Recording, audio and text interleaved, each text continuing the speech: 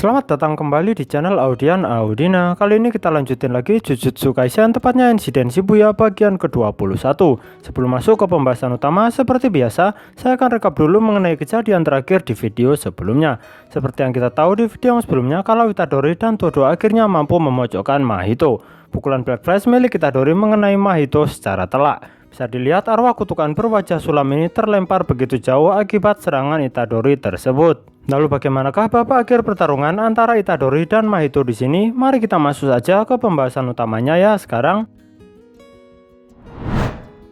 Rivalitas Itadori dan Mahito. Seperti yang kita tahu, pukulan Black Flash Itadori mampu melemparkan Mahito begitu jauh, sampai-sampai dia terbang keluar dari lubang arena pertarungan tempat keduanya sedang bertarung tadi. Tapi dalam kondisi terkena serangan secara telak seperti itu, Mahito masih belum terkapar. Dia dalam posisi menunduk dan berusaha memutahkan kembali manusia mutasi mini yang selama ini dia simpan dalam barutnya. Pada nyatanya sekarang nggak ada sisa sedikit pun manusia mutasi mini miliknya. Dia hanya memuntahkan air saja dari dalam mulutnya. Bisa dilihat juga kalau dia terkejut setelah menyadari manusia mutasi mini miliknya kini sudah habis. Di momen ini juga, Itadori berjalan mendekatinya sembari bilang pada Mahito kalau mereka berdua ini memang mirip. Pada awalnya Itadori mengaku kalau dia sebenarnya ingin menolak asumsi Mahito tersebut. Tapi sekarang baginya itu semua sudah nggak penting lagi. Yang ada di benak Itadori kini adalah ingin segera menghabisi Mahito saat ini juga. Dia juga bilang kalau semisal Mahito dilahirkan kembali suatu saat nanti, Itadori bakal tetap mencarinya dan menghabisinya lagi. Itadori sudah bertekad bakal terus melakukannya biarpun nanti Mahito sudah mengubah nama dan penampilannya sekalipun. Dia bakal terus melakukannya tanpa perlu repot-repot lagi memikirkan alasan kenapa harus menghabisi Mahito ini.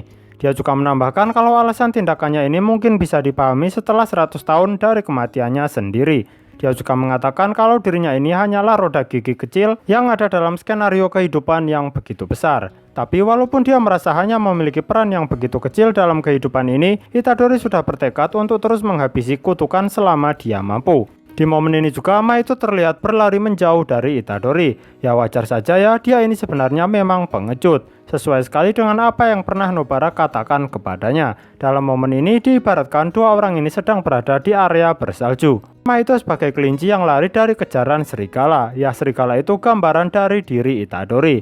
Tapi secara mengejutkan muncul serigala hitam yang lebih kuat di sini. Ya, itu adalah gambaran perwujudan dari si Geto palsu. Mahito di sini lumayan terkejut melihat Geto palsu yang kini sudah berdiri tepat di hadapannya ini. Secara mengejutkan juga, Geto palsu menawarkan untuk menolongnya yang sudah dalam kondisi terbojok dan memalukan seperti ini.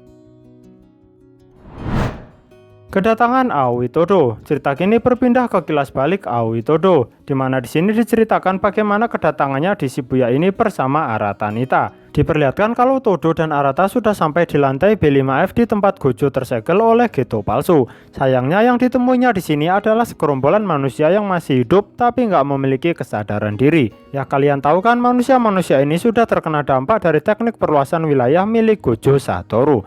Todo di sini juga menemukan suatu lubang yang menurutnya mencurigakan. Kemudian kini dia berasumsi kalau Geto palsu kemungkinan sudah pergi dengan membawa segel alam penjara yang digunakan untuk mengurung Gojo Satoru. Mendengar hal ini, Arata merasa kalau kedatangannya ini sudah begitu terlambat. Todo tapi nggak membiarkannya putus asa seperti itu. Dia segera mengajak Arata pergi untuk melanjutkan perjalanannya ini. Dan dia juga bilang kalau tujuan pertarungan kali ini sudah berubah. Dia bilang kalau tugas kita bukan lagi menyelamatkan Gojo Satoru. Tapi sekarang tujuan kita adalah menyelamatkan rekan-rekan lain sesama penyihir Jujutsu dan berusaha mengurangi jumlah musuh yang masih ada di Shibuya ini. Dia juga bilang lebih baik sekarang kita segera bergerak dan mencari saudaranya di sekitaran sini. Yang dia maksud saudara itu si Itadori ya. Mendengar hal ini Arata agak kebingungan karena dia selama ini merasa kalau Todo ini adalah anak tunggal. Cerita tapi kini berpindah lagi ke jalanan utama di Shibuya, di mana diperlihatkan meteor Jugo telah menghancurkan beberapa gedung di sekitarnya. Jadi bisa diperkirakan kalau kedatangan Todo ini berdekatan dengan waktu setelah Jugo menjatuhkan meteornya.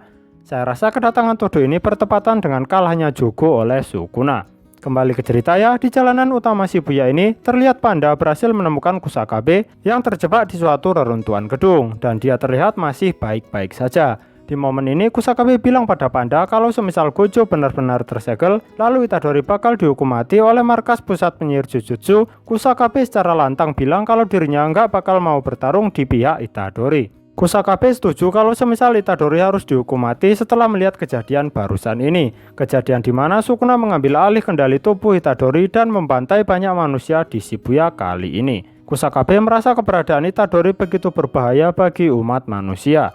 Cerita lalu berpindah tempat lagi ke Kuala Lumpur, Malaysia. Terlihat di sini Mei Mei dan Uwi Uwi sedang beristirahat di suatu penginapan. Kalau kalian sadari di sini, Mei Mei sudah berhasil keluar dari Shibuya. Dia berarti nggak jadi menghadapi Geto palsu. Saya rasa ada suatu perjanjian antara Geto palsu dan Mei Mei di sini. Ya, kalian pasti juga paham kalau Mei Mei ini jadi penyihir Jujutsu bukan atas rasa kemanusiaan. Dia mau jadi penyihir Jujutsu karena pekerjaan tersebut menghasilkan banyak uang baginya. Dan kini terbukti juga kalau pada akhirnya dia melarikan diri ke Kuala Lumpur. Saat sedang beristirahat di penginapan, Mei Mei ditelepon oleh seseorang yang bisa dikatakan adalah rekan bisnisnya. Dia sempat bercerita kalau dirinya dan adiknya sempat hampir terbunuh di Shibuya. Tapi kemudian pembicaraan beralih mengenai suatu bisnis. Di sini Mei Mei menyuruh rekan bisnisnya ini untuk segera menjual semua sahamnya yang ada di Jepang, termasuk usaha real estate yang mereka punyai juga. Ya, langkah Mei Mei ini sebagai antisipasi untuk menyelamatkan bisnisnya ya. Dia tahu apa konsekuensi yang bakal terjadi pada ekonomi Jepang setelah kejadian insiden Shibuya.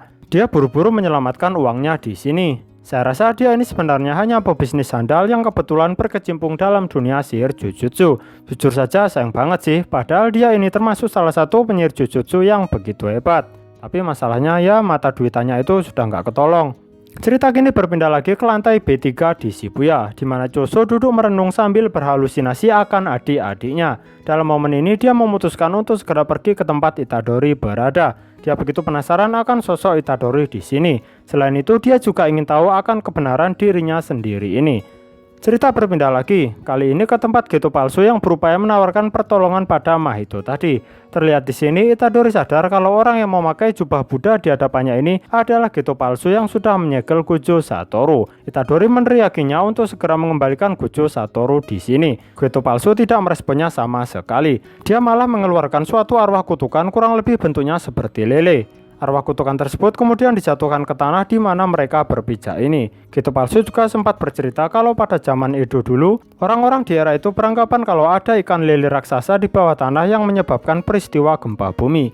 Seketika saat ucapannya ini selesai, di tempat Itadori berpijak muncul suatu lubang gelap yang begitu besar. Di sebelah lubang tersebut terlihat ada mata dan kumis dari lele raksasa. Bisa dikatakan kalau lubang itu adalah mulut dari sang lele raksasa, dan kini Itadori terlihat mulai terjatuh dalam lubang tersebut. Tapi kemudian badannya malah terbentur ke tanah. Dia nggak memahami peristiwa apa yang baru saja dialaminya ini. Geto palsu di sini bilang kalau Itadori sebenarnya itu nggak terjatuh. Dia barusan hanya terbalik saja badannya. Ini nggak cukup menjelaskan apa kekuatan dari arwah kutukan milik Geto palsu ini ya. Kalau menurut saya ini berhubungan dengan suatu ilusi penglihatan. Kemudian Geto palsu ini bilang kalau kekuatan manipulasi arwah kutukannya ini bergantung pada banyaknya jurus yang bisa dia gunakan dari arwah kutukan yang dikoleksinya selama ini. Dikatakannya juga kalau koleksinya itu terdiri dari arwah kutukan semi tingkat 1 sampai di atasnya. Dia juga menambahkan kalau dalam suatu pertarungan dirinya juga bakal melepaskan arwah kutukan lain semisal serangan awal yang dia gunakan berhasil diatasi oleh pihak musuh. Tapi Geto palsu di sini bilang kalau dia nggak akan menunggu sampai pihak musuh mampu mengatasi teknik kutukan milik arwah kutukan yang dikoleksinya ini. Dia mengaku lebih suka menyerang lawannya dengan serangan beruntun sehingga nggak memberikan kesempatan pada lawan untuk menyerang balik. Bersamaan dengan itu juga dia menyerang Itadori dengan semacam semburan tinta hitam besar yang kemudian mengeluarkan suatu tentakel, di mana di sini tentakel tersebut langsung melilit tubuh Itadori. Lalu kini Itadori terlihat dijatuhkan lagi di suatu lubang hitam besar yang sebelumnya. Lubang itu pun langsung hilang kembali dan Itadori badannya terbentur ke tanah begitu keras dan masih ditekan oleh lilitan tentakel tadi. Serangan kedua Geto palsu ini lebih melukai Itadori. Bisa dilihat Itadori menderita luka yang cukup parah. Di sini Geto palsu juga sempat bilang kalau di parade malam ratusan iblis tahun lalu, di mana Geto asli membagi pasukannya di Shinjuku dan Kyoto malah membuat dirinya kalah dengan Yuta Okotsu. Menurutnya kalau saja Geto asli nggak membagi pasukannya saat itu, kemungkinan Yuta Okotsu bisa dikalahkan. Kemudian di momen ini juga Geto palsu memuji ketahanan tubuh milik Itadori ini. Dia mengakui kalau wadah Sukuna itu memang begitu kuat. Itu terlihat dari kondisi Itadori yang sekarang. Bahkan setelah terkena serangan beruntun dari Geto palsu barusan, Itadori di sini masih belum tumbang. Di tengah obrolan ini, secara mengejutkan Mahito berupaya menyentuh Geto palsu dengan telapak tangannya. Sayangnya upayanya ini gagal. Mahito di sini juga malah diserap dengan bola hitam milik si Geto palsu. Itu adalah teknik manipulasi arwah kutukannya. Kemudian dia bercerita pada Itadori mengenai teknik kutukan yang bernama maksimum. Dikatakannya kalau teknik maksimum ini adalah salah satu teknik kutukan terkuat selain perluasan wilayah. Dia bilang kalau maksimum Uzumaki miliknya ini tercipta dengan cara menggabungkan semua arwah kutukan yang dikoleksinya selama ini menjadi satu energi kutukan dengan kepadatan yang begitu tinggi. Kemudian energi kutukan tersebut ditembakkan ke arah musuh layaknya sebuah laser. Anehnya di sini setelah mengatakan hal barusan, Geto palsu ini malah tertawa. Dan itu terlihat mirip dengan cara tertawa Geto asli yang dulu. Di sini pun Itadori bertanya kenapa dia tertawa barusan. Geto palsu bilang kalau dia tertawa karena merasa lucu saja, dirinya ini seperti berlagak mirip seperti Geto asli yang dulu. Kemudian dia menjelaskan kembali mengenai teknik Uzumaki ini. Dikatakannya kalau teknik maksimum Uzumaki ini memang kuat, tapi menggabungkan banyak arwah kutukan miliknya menjadi satu tersebut malah mengurangi jumlah variasi jurus yang sebenarnya bisa dimanfaatkan dari arwah kutukan yang dikoleksinya selama ini. Dia mengaku pada awalnya nggak memahami akan konsekuensi tersebut. Dia merasa Uzumaki ini adalah metode untuk mendaur ulang koleksi arwah kutukannya yang tergolong lemah. Tapi kemudian dia sadar akan potensi Uzumaki yang sebenarnya. Potensi kekuatan dari Uzumaki bisa muncul kalau menggunakan penggabungan arwah kutukan semi tingkat 1 dan di atasnya. Kemudian di sini Geto palsu bilang kalau maksimum Uzumaki bisa membuatnya mengambil teknik kutukan yang dimiliki oleh para arwah kutukan yang dikoleksinya. Caranya ia dengan memakan bola hitam yang menyegel para arwah kutukan di dalamnya. Dan kini Geto palsu ini menelan bola hitam yang sudah menyerap Mahito sebelumnya. Di momen saat menelan bola hitam ini, Geto palsu sambil mendongak ke atas. Dia melihat Momo yang sedang terbang menggunakan sapu terbangnya di sini. Geto palsu lalu mengejek Momo dengan bilang kalau dia itu bodoh. Dipikirnya keberadaannya itu nggak bakal diketahuinya hanya karena berada di udara seperti itu. Momo tapi hanya terdiam. Dia hanya terus mengayunkan lentera yang digantungnya di sapu terbang miliknya.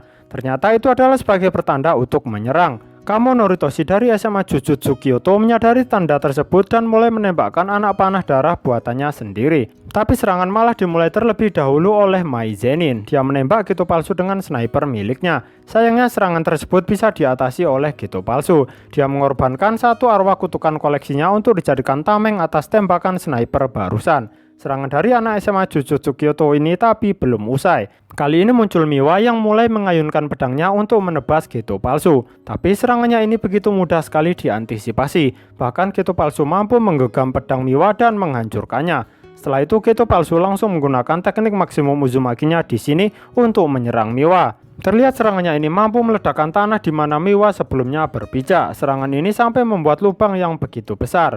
Untungnya Miwa ternyata berhasil diselamatkan oleh Utahime dan Kusakabe di sini. Dalam momen ini juga Geto palsu memuji teknik bayangan baru yang digunakan oleh Kusakabe untuk sesaat menahan dampak dari serangan maksimum Uzumakinya barusan. Anehnya di sini Momo malah mengeluh kenapa Utahime Sensei malah harus berada di garis depan. Di sini Utahime merespon dengan bilang kalau sudah nggak ada pilihan lagi. Bisa-bisa kalau barusan Utahime nggak ambil tindakan, Miwa bakal terbunuh. Di tempat lain, Panda dan Kamo Noritoshi menghampiri Itadori yang tersungkur dengan penuh luka di badannya. Panda di sini juga memastikan terlebih dahulu kalau kali ini benar-benar Itadori dan bukan Sukuna. Dalam mode gorila ini, Panda juga bilang kalau Geto palsu yang ada di hadapannya ini adalah orang yang membawa segel alam penjara yang mengurung Gojo Satoru. Panda juga menjelaskan pada Kamo Noritoshi kalau dilihat dari fisiknya, orang yang memakai jubah Buddha itu memang Suguru Geto. Tapi yang ada dalam dirinya siapa dia nggak tahu. Dia bisa bilang seperti ini karena Panda tahu sendiri kalau Geto asli sudah mati dihabisi Gojo Satoru tahun lalu. Setelah itu secara mengejutkan Choso juga muncul di sini. Dengan detak jantung yang berdegup begitu kencang, akhirnya dia menyadari sesuatu mengenai siapa Geto palsu sebenarnya di sini. Dalam pikirannya sendiri dia bilang kalau punya 3 orang tua. Yang pertama adalah ibunya, kedua adalah ayahnya, dan yang ketiga adalah arwah kutukan yang mengendalikan ayahnya tersebut. Dikatakan oleh Choso kalau darah milik ayahnya sudah tercampur dengan darah milik si arwah kutukan. Choso tapi belum tahu siapa nama arwah kutukan tersebut. Tapi yang dia pahami kalau sosok ayah yang membuat ibunya tersiksa selama ini adalah penyihir jujutsu jahat yang bernama Kamo Noritoshi. Dia meneriakkan secara lantang nama Kamo Noritoshi di sini, sehingga semuanya bisa mendengar hal tersebut. Nama ini mirip dengan nama anak dari SMA Jujutsu Kyoto. Ya, pada dasarnya memang mereka berdua itu berada dalam satu garis keturunan yang sama, yaitu klan Kamo. Kemudian dijelaskan lebih detail lagi oleh Utahime Sensei kalau Kamo Norutoshi adalah penyihir Jujutsu terjahat yang lahir dari keluarga kamu. Menurut Utahime, kalau memang benar itu dia, berarti usianya sudah lebih dari 150 tahun. Kusakabe pun mulai merasa kalau kemungkinan itu bisa saja benar, karena teknik kutukan yang gak masuk akal bisa dipakai oleh orang yang memakai jubah Buddha di hadapannya ini.